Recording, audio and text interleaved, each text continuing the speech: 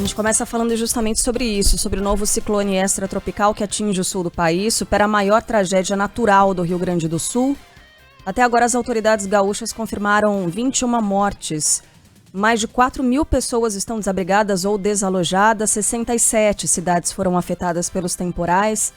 A gente tem mais informações ao vivo, agora chegando com o Juan Romero. O Juan, ontem a gente conversava, sobre esse assunto, já falava sobre os muitos estragos, mas eu confesso que algo desse tamanho, envolvendo tantas cidades e tantas vítimas, era algo que não passava, imagino que pela cabeça de muita gente. Isso também aí no sul do país. Os meteorologistas, claro, falavam sobre a passagem desse ciclone, sobre a chuva muito volumosa, mas o que aconteceu aí saiu completamente de todo tipo de previsão, né, Juan? Bom dia, se é que a gente consegue desejar isso, nessa quarta-feira. Exatamente, Carla. O bom dia é protocolar. Bom dia a você, a todos os ouvintes aqui da Band News FM. Assustou aquela informação trazida durante a última tarde pelo próprio governador Eduardo Leite, porque a gente tinha até então, por volta ali das 4 e pouquinho da tarde, a informação de apenas 6 mortes aqui no Rio Grande do Sul. E depois ele trouxe essa informação de que outros 15 corpos haviam sido encontrados em Mussum.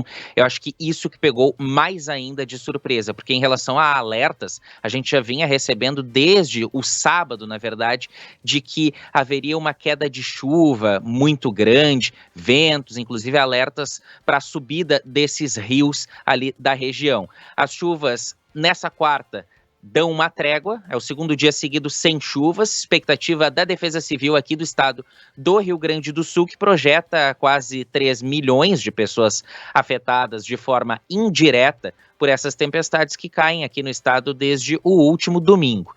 Os dados mais recentes apontam que 4.734 pessoas estão fora de casa, entre desalojados e desabrigados, e 52.137 pessoas foram afetadas diretamente pelos temporais. Até o momento, o registro da Defesa Civil é nesse número de 21 mortos, a maioria no município de Mussum, que fica a cerca de 140 quilômetros aqui de Porto Alegre. O governo do estado trabalha no resgate também na retirada de pessoas das zonas alagadas, tanto por botes e barcos, quanto por helicópteros. A gente tem, inclusive, um relato da Nayara Carvalho. Ela mora em Mussum e tem apenas 11 anos. E ela falou pessoalmente com o governador Eduardo Leite, quando ele esteve ontem à tarde visitando a região. Ele esteve lá em Lajeado. E a Nayara pediu ajuda no resgate do pai que estava ilhado. Lá em Mussum, o rio Taquari e o rio Guaporé, que são os dois que banham a cidade, deixaram mais de 80% de Mussum isolada. Vamos ouvir o relato da Nayara. Eu falei que o pai ainda tá na enchente. Ele tá no telhado lá de casa. Se pode ajudar, porque a gente ficou sabendo de uma notícia antes que ninguém queria buscar eles por causa que a correnteza tava muito forte lá em casa. A gente conseguiu porque a mãe ficou com medo por causa de mim e do mano, que ele é pequeno. Aí quando a gente viu que começou a aumentar, a gente saiu daí e veio pra cá. Eu acho que eles vão ajudar ele, vão buscar ele. O relato dos moradores lá da cidade de Mussum é de que agora a água começa a baixar aos pouquinhos, centímetro por centímetro, e de que o cenário lá é de guerra. O centro da cidade foi completamente atingido. É uma região de vale, então costuma ser uma baixada. E esse rio passa bem circulando o centro da cidade. Além lá da cidade de Mussum, as outras mortes aconteceram em Passo Fundo, Mato Castelhano e Ibiraiaras, que ficam no norte do estado, Lajeado e Estrela. O governador Eduardo Leite, inclusive, não descartou a possibilidade de novas vítimas durante a fala que ele teve em Lajeado na última noite. Eduardo Leite segue lá no município e mesmo com essa previsão de tempo seco para hoje, a preocupação da Defesa Civil segue para possíveis deslizamentos, que estão sendo monitorados com muita atenção pelo órgão. Os volumes de chuva previstos ainda para essa semana, a partir de amanhã, podem agravar a situação com um novo acúmulo de água, porque o solo fica encharcado. E aí fica com esse risco de deslizamento. E tem um outro agravante, que é a situação dos rios. Eles ainda nem tiveram tempo de voltar ao normal, conforme destaca o subchefe da Casa Militar, Proteção e Defesa Civil, Coronel Marcos Vinícius Gonçalves Oliveira. Essas pessoas estão em situação de risco, há uma preocupação. Na quinta-feira, a volta da chuva do estado, e além, então, de não ter baixado bem essas águas, nós teremos um novo acúmulo de água e o solo mais úmido, ele gera uma preocupação quanto a movimento de massas, deslizamento de terra.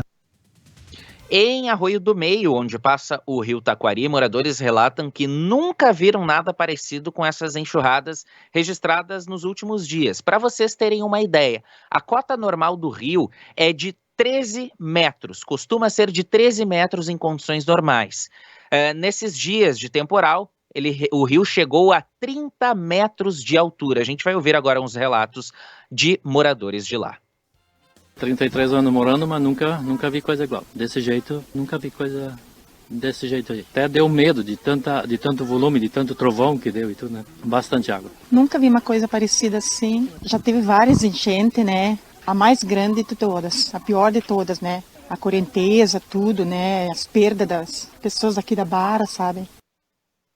O governo gaúcho afirma que vai buscar recursos junto ao governo federal para auxiliar as famílias e também a reconstruir as cidades. E a partir das 9 horas da manhã deve vir a comitiva de ministros do governo Lula, representados por Valdez Góes, ministro do Desenvolvimento Regional, e de Paulo Pimenta, ministro da Secretaria de Comunicação Social, que devem fazer uma visita a abrigos, reunir-se com prefeitos e também com a Defesa Civil ali da região e depois fazer um sobrevoo às cidades principalmente de Mussum, Encantado, Roca Salles, Santa Teresa e Nova Roma do Sul. Volto ao estúdio do Jornal Band News. Obrigada, Valeu. Juan.